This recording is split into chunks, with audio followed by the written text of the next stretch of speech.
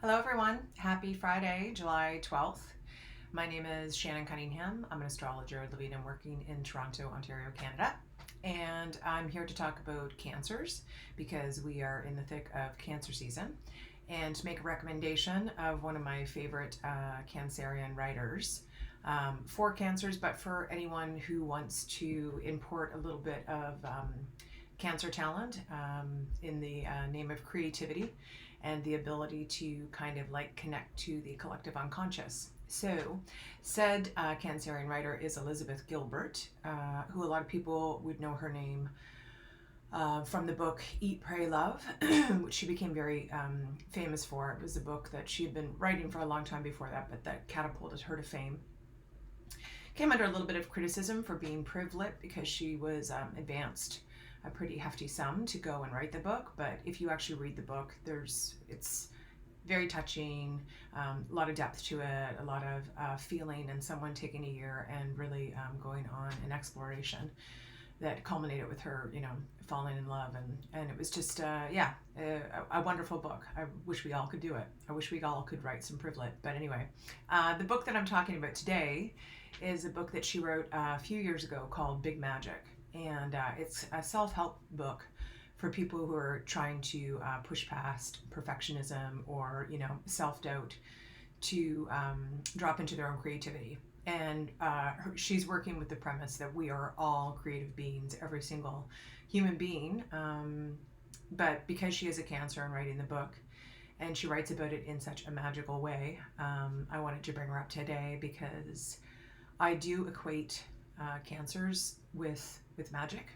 Not only because she wrote the book Big Magic and it has like magical elements in it of like telepathy and angel type muses and creative forces at work that you can like tap into and mine, and just tuning into a higher frequency and then allowing yourself to almost become a conduit. It's really freaking cool.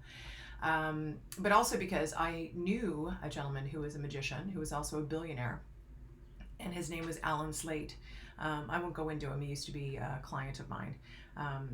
But yeah, he had like psychic power and was quite magical by orientation.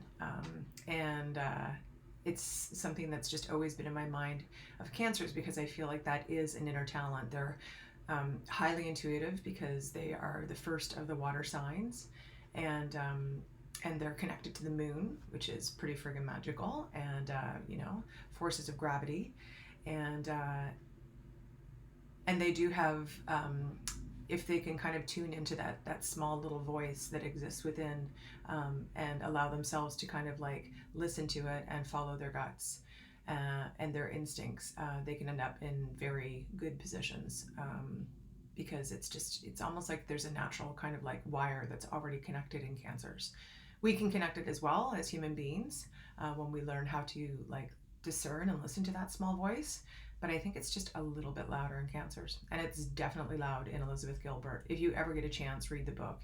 It is it's such a sweet read, and it will make you just want to be creative like all day long. So that's my recommendation. I hope you guys have a great weekend. It's supposed to be nice and sunny here, and I'll talk to you next week. Bye.